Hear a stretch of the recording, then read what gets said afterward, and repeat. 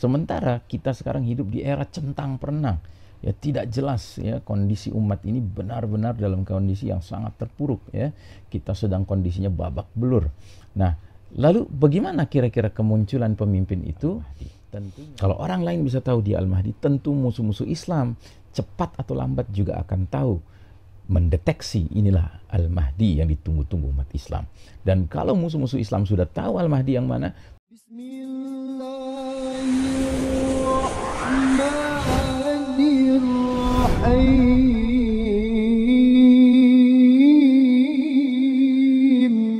Bismillahirrahmanirrahim.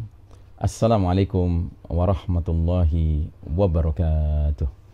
Alhamdulillahirabbil alamin. Wassalatu wassalamu ala asyrafil anbiya'i wal mursalin sayyidina Muhammadin wa ala alihi wa sahbihi ajma'in. Faqala Allah Ta'ala fi kitabihil karim ba'da a'udzubillahi minasyaitonir rajim. Ya ayyuhalladzina amanu taqullaha haqqa tuqatih wa la tamutunna illa wa antum muslimun. Saudara sekalian rahimakumullah, kita teruskan pembicaraan kita mengenai akhir zaman, dan khususnya kita sedang membicarakan tema Zuhur Al-Mahdi, menyambut hadirnya Al-Mahdi. Dan kita sekarang sedikit menzoom ya, memfokus pembicaraan kita kepada proses pembaiatan paksa Al-Mahdi. Ya, ini pertanyaan penting harus kita ajukan, mengapa Al-Mahdi dibaiat dengan paksaan? Sebelumnya, mari kita kembali mengingat bahwa kehadiran Al-Mahdi akan menjadi turning point, titik balik berpisahnya atau berlalunya babak keempat perjalanan sejarah umat Islam menuju masuknya ke babak kelima perjalanan umat Islam.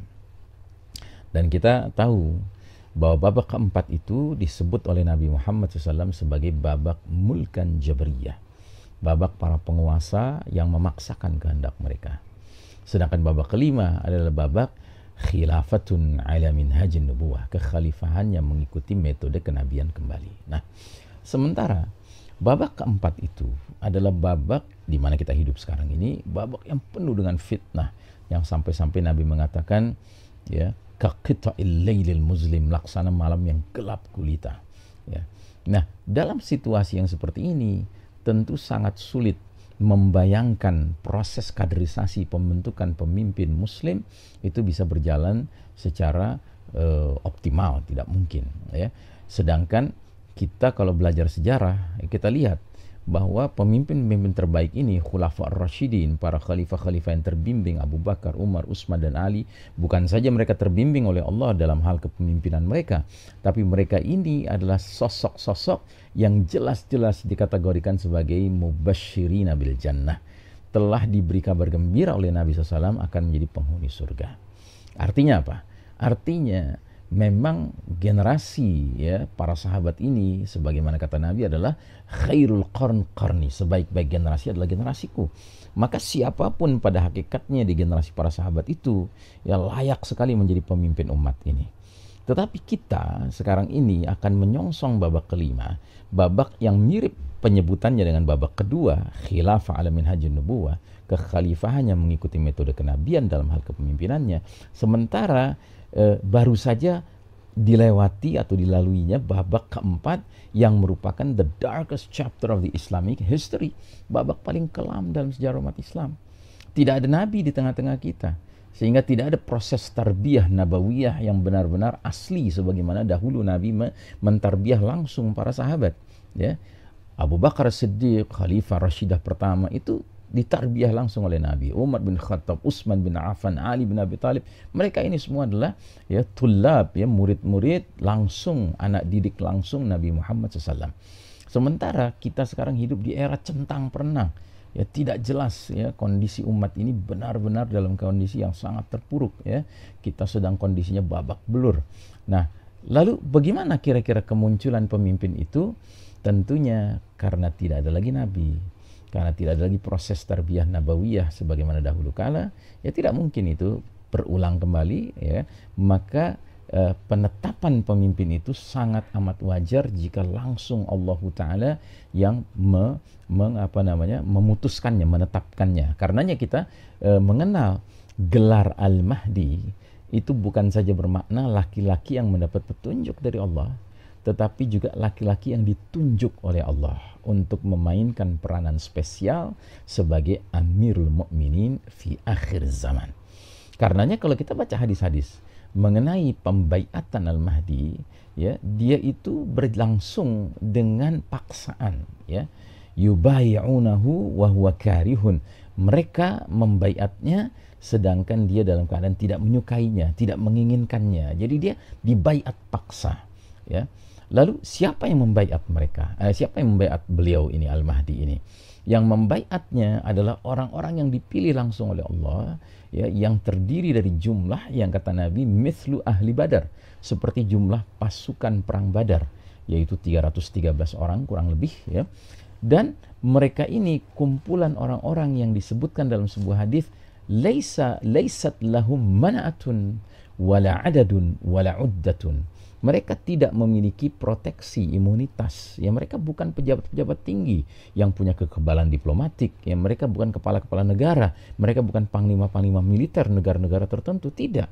Mereka bukan pejabat-pejabat formal, tapi mereka adalah orang-orang alim, orang-orang saleh, ya, dari tengah umat ini yang memang selama ini punya kepedulian terhadap permasalahan umat ini dan kepedulian terhadap permasalahan hadirnya Amirul Mukminin fi akhir zaman, sehingga Allah pertemukan mereka, Allah datangkan mereka pada waktu yang tepat, pada lokasi yang tepat, yaitu Masjidil Haram, ya, di depan Ka'bah, ya kan, untuk kemudian Allah persatukan hati mereka. Allah buat mereka memiliki kemufakatan, kesepakatan hati untuk menunjuk laki-laki ini, ya, sebagai pemimpin mereka, ya.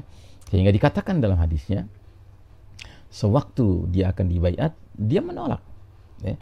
Lalu mereka karena sangat yakin inilah laki-laki tersebut, mereka justru sampai mengeluarkan ancaman bunuh, ya. Kalau engkau menolak, ya, pembaiatan yang kami lakukan, kami akan pukul tengkukmu. Itu adalah istilah, kami akan bunuh engkau, ya. Jadi diancam bunuh, ya. Nah, sekarang pertanyaannya, mengapa dia perlu dibaiat dengan paksaan, ya? Setidak-tidaknya ada dua analisa. Analisa pertama, Al-Mahdi sebagai laki-laki yang ditunjuk Allah, ya, untuk menjadi Amirul Mukminin fi akhir zaman, pemimpinnya umat Islam di akhir zaman, yang akan mengajak umat ini keluar dari zulumat, ya, mulkan jabariyah, kegelapan era raja-raja yang memaksa ini, menuju nur khilafah ala minhajin nubuwah, cahaya kehidupan di bawah naungan kekhalifahan yang mengikuti metode kenabian. Tentunya dia adalah seorang laki-laki yang beriman, ya. Dan ciri khas orang beriman yang benar imannya adalah dia sadar diri bahwa dia tidak boleh memiliki ambisi kepemimpinan, ambisi kekuasaan, ya. Seorang mukmin sangat faham hadis Nabi yang mengatakan al-imaratu fitnatun fid dunya wa nadamatun wa khizyun fil akhirah. Posisi jabatan itu adalah potensi fitnah di dunia dan potensi penyesalan dan kehinaan di akhirat nanti. Jadi dia menolak karena sadar bahwa tidak boleh seorang mukmin itu memiliki ambisi kepemimpinan, ya. Beda sekali dengan manusia-manusia produk babak keempat ini, semua berlomba-lomba, berambisi ingin menjadi penguasa, ingin jadi pemimpin, ya. Dengan cara apapun dia lakukan, kampanye dan sebagainya dia lakukan, ya. Dia keluarkan biaya sebesar-besarnya untuk bisa mendapatkan posisi di tengah hati masyarakat agar mau memilihnya sebagai pemimpin. Tapi tidak dengan orang yang beriman. Orang yang beriman justru sangat khawatir dengan, ya, amanah jabatan kepemimpinan itu. Itulah sebabnya Al-Mahdi, ya, termasuk menolak untuk dibaiat. Padahal yang memilihnya adalah sejumlah orang yang sudah terlihat dari wajah-wajah mereka ini orang-orang alim, orang-orang saleh, orang-orang jujur, ya, siddiqin, salihin, ya. Nah, yang kedua analisanya, Al-Mahdi perlu dibaiat paksa karena Al-Mahdi tidak tahu kalau dirinya Al-Mahdi. Mengapa skenario Allah dibuat sedemikian rupa? Karena Allah Ta'ala ingin memelihara Al-Mahdi. Bisa dibayangkan kalau Al-Mahdi sudah tahu dirinya Al-Mahdi, tentu orang lain bisa tahu pula kalau dia Al-Mahdi. Kalau orang lain bisa tahu dia Al-Mahdi, tentu musuh-musuh Islam cepat atau lambat juga akan tahu, mendeteksi inilah Al-Mahdi yang ditunggu-tunggu umat Islam. Dan kalau musuh-musuh Islam sudah tahu Al-Mahdi yang mana, tentu mereka akan langsung merancang program assassination, ya, program untuk membunuhnya. Nah, jadi dengan Al-Mahdi sendiri tidak tahu bahwa dirinya Al-Mahdi, orang lain pun tidak tahu, kemudian musuh-musuh Islam juga tidak tahu, maka dia terpelihara. Lalu bagaimana 313 orang ini bisa tahu? Ini adalah langsung tadbir Rabbani. Ini adalah rekayasa Rabbani, rekayasa Allah Ta'ala. Karenanya disebutkan dalam sebuah hadis sahih, ya, riwayat Ibnu Majah dan juga riwayat Imam Ahmad, Al-Mahdiyu minna ahlal baiti yuslihuhullahu fi laylah. Al-Mahdi itu dari keturunan kami, yaitu ahlul bait, ya, diislah, diperbaiki oleh Allah, ya, keadaannya dalam satu malam. Masya Allah Ta'ala. Ya, di dalam kitab ensiklopedia akhir zaman, ketika Al-Mubayyad mengomentari hadis ini, beliau mengatakan, ini bukan berarti sebelum Al-Mahdi dibaiat, sebelum dia kemudian disepakati menjadi pemimpin umat ini, dia adalah orang yang banyak maksiatnya, dia adalah orang yang banyak terlibat dengan kemungkaran dan kezaliman. Bukan. Dia orang soleh selama ini, cuma kesolehannya selama ini tidak kemudian serta-merta menjadikan dirinya memiliki kapabilitas dan kemampuan menjadi pemimpin. Tetapi pada malam tertentu itu, ketika Allah mengislahnya, memperbaikinya, tiba-tiba keesokan harinya dia tampil sebagai seorang laki-laki yang memiliki capability, memiliki kapasitas, memiliki kesanggupan yang mumpuni untuk menjadi pemimpin kaum beriman. Nah, jadi uniknya seperti itu, bahwa Al-Mahdi benar-benar sosok yang sebelumnya tidak diduga oleh banyak orang, dia inilah Al-Mahdi. Ya, tetapi bagi kalangan tertentu yang memiliki kedalaman ilmu, yang memiliki kedekatan dengan Allah Ta'ala, mereka mungkin sudah menduga-duga, mereka mungkin sudah bisa meraba-raba. Nah, sampai pada hari di mana Allah kumpulkan mereka, orang-orang alim ini, orang-orang soleh ini, di suatu tempat yang Masya Allah, yang merupakan salah satu tempat tersuci di muka bumi, yaitu di Masjidil Haram, di depan Ka'bah. Mereka kemudian dipersatukan hatinya, ya, disepakatkan hati mereka, ya kan, untuk kemudian memilih laki-laki ini, mengangkat laki-laki ini sampai ke tingkat pengangkatannya, pembaiatannya bernuansa paksaan. Nah, jadi saudaraku rahimakumullah, dengan cara demikian, ya, siapa yang bisa menyangka bahwa laki-laki inilah Al-Mahdi? Ya, tidak ada yang bisa menyangka. Dan ketika peristiwa ini akhirnya terkabarkan kepada pihak lain, ya, maka serta-merta ada satu pasukan dari arah Syam yang memusuhi Al-Mahdi, ya, dikirim untuk memerangi mereka. Tetapi pasukan ini yang melewati jalur darat, ya, dari arah Syam, sudah melewati Madinah, belum sampai ke Mekah. Di antara Madinah dan Mekah, di satu wilayah yang mencakup Zulhulaifah, tempat mikot, tempat orang berihram, ya. Di wilayah itu disebutkan sebagai Al-Baida, ya, gurun pasir, ya. Di situ terjadi khasfun bi jaziratil Arab, pembenaman bumi di Jazirah Arab, yang sekaligus membenamkan pasukan jahat yang ingin memerangi Al-Mahdi dan orang-orang yang berbaiat pada Al-Mahdi ini. Dan begitu peristiwa pembenaman pasukan ini terkabarkan kepada kaum muslimin di seluruh dunia, serta merta mereka pun menjadi sadar dan yakin Al-Mahdi sudah hadir. Dan ini berarti perintah Nabi sudah berlaku pada pundak setiap muslim, bahkan muslimah. Nabi bersabda, fa idza ra'aitumuhu fabayi'uhu walau habwan 'ala thalji fa innahu khalifatullah Al-Mahdi.